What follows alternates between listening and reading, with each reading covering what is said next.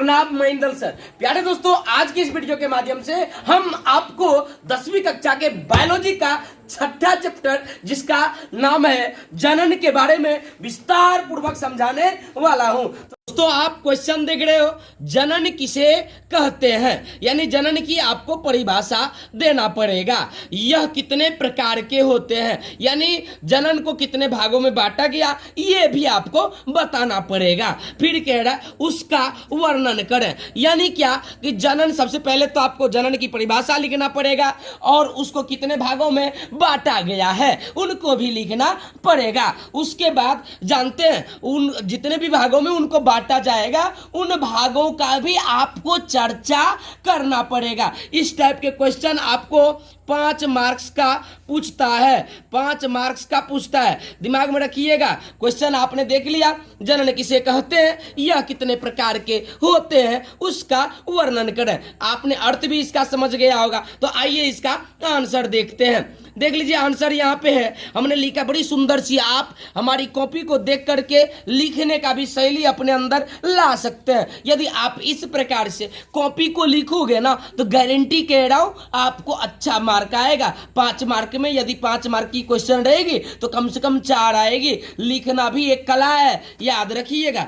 जनन है, इसको इंग्लिश में रिप्रोडक्शन कहा जाता है। तो हमने यहाँ पे लिखा है जिस प्रक्रिया के द्वारा, यानी जिस प्रक्रिया के द्वारा जीव अपनी जनसंख्या में वृद्धि करता है उसे जनन कहते हैं। आप देखो, बड़ी ही सुंदर सी भाषा में लिखा है हमने कि जिस प्रक्रिया के द्वारा, जिस प्रक्रिया मतलब कि कोई ऐसी प्रक्रिया है जिसके द्वारा जीव जो है ना, जीव मतलब क्या, जैसे मनुष्य हुआ, गाय हुआ, बिल्ली हुआ, कुत्ता हुआ, हाथी हुआ, घोड़ा हुआ, अमीबा हुआ, पैरामीशियम हुआ, हाइड्रा हुआ, युगलिना हुआ, क्लेमाइडोमोनास, सो बहुत सारा जीव है ना। संसार में जीव की कमी थोड़े है जी।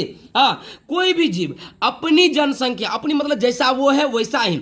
जन मतलब होता है लोग, संख्या मतलब होता है उनकी संख्या, मतलब अपनी संख्या में जो वृद्धि करता है जिस प्रक्रिया के द्वारा, वृद्धि मतलब होता है बढ़ाना, उसी को कहते हैं क्या, जनन। अब कोई भी देखो, आप कोई भी जैसे कुत्ता की एग्जांपल लिया जाए तो वो जनन करता है, और जनन क्रिया के द्वारा वो क्या करता है, अपनी जनसंख्या में मतलब अनेक कुत्तों को देखे होंगे ठंडी में जन्म देने का काम करता है। अब इसका प्रकार लिखना है, क्योंकि क्वेश्चन कह रहा था यह कितने प्रकार के होते हैं। हमने लिखा है जनन मुख्य 2 प्रकार के होते हैं। मेरे भाई साहब, क्वेश्चन आपको पूछा गया था कि जनन कितने प्रकार के होते हैं, तो जनन हो गया आपको 2 प्रकार का। एक होता है, आपको देख लीजिए, लैंगिक जनन, लैंगिक जनन है एक, और दूसरा है अलैंगिक जनन। लैंगिक जनन को इंग्लिश में बोला जाता है सेक्सुअल रिप्रोडक्शन, और अलैंगिक जनन को कहा जाता है एसेक्सुअल रिप्रोडक्शन। आइए अब पहले तो अब यहाँ पे क्वेश्चन को ही ध्यान से फिर से देखना है, उसका वर्णन करें।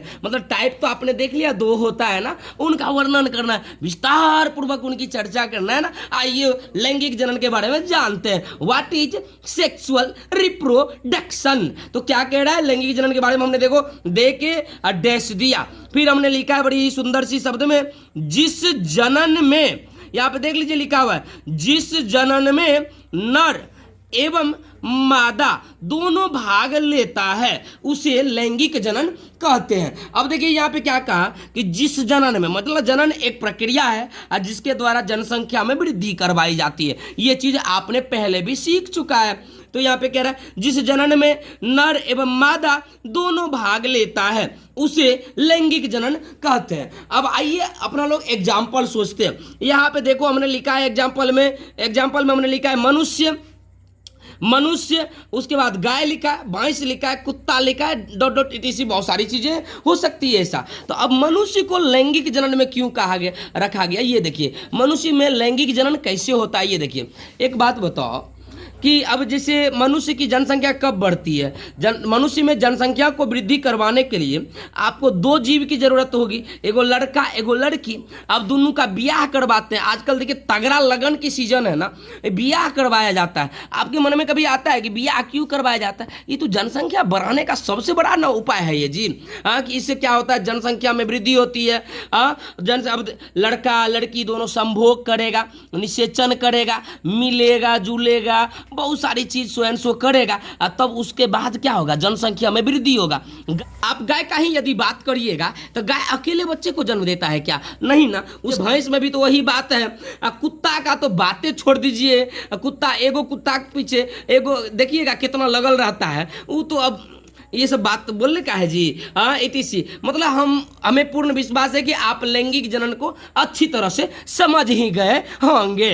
आइए आप बात करते हैं अलैंगिक जनन का। अलैंगिक जनन में हमने लिखा है जिस जनन में केवल एक जीव भाग लेता है, मतलब जिस जनन में केवल एक जीव भाग लेता है उसे अलैंगिक जनन कहते हैं। अब देखिए यहाँ पे बात है, अभी आपने लैंगिक जनन में तुरंत आप ऊपर में देखे, इसमें दो जीव भाग लेता है। एगो नर, नर मतलब हो गया क्या, पुरुष, अब मादा मतलब हो गया क्या, स्त्री, मतलब स्त्री पुरुष दोनों भाग लेता है और तब लैंगिक जनन होता है। तो आपने मनुष्य में भी देख लिया, मनुष्य में दो जीव भाग लेगा तभी तो सेक्सुअल होगा, रिप्रोडक्शन यानी बच्चे की पैदाइश होगी। गाय में भी दो जीव भाग लेगा तब बच्चे की पैदाइश होगी। भैंस में भी वैसा ही उदाहरण है, कुत्ता बिल्ली वगैरह बहुत सारे में ऐसे उदाहरण। लेकिन अलैंगिक जनन में केवल एक जीव भाग लेता है। तो एक जीव भाग लेगा तो इसका मतलब आप सोच सकते हैं कि वो जीव ना तो क्या कहते हैं पुरुष होगा और ना स्त्री होगा। यानी कहने का मतलब कि अलैंगिक जनन में ना तो नर भाग लेता है और ना तो मादा भाग लेता है। तो जब नर मादा भाग ना ली तो क्या उसमें संभोग होई का? नहीं ना होगा। अब सोचने की बात है, नर मादा भागे ना लेगा तो सेक्स तो होगा नहीं, और जब सेक्स होगा नहीं तो बच्चे की पैदाइश तब कैसे होगा? तो उसमें होगी क्या? तब अलैंगिक जनन विधि के द्वारा होता है। जैसा कि हमने देख लीजिए एग्जाम्पल में यहाँ पे लिखा जीवाणु अकेले एक बैक्टीरिया हजारों लाखों करोड़ों की संख्या में बैक्टीरिया को पैदा कर सकता है। अकेले अमीबा हजारों लाखों की संख्या में अपने जैसे जीवों को पैदा कर सकता है। पैरामीशियम में भी ऐसी ही बात है, हाइड्रा में भी ऐसी ही बात है।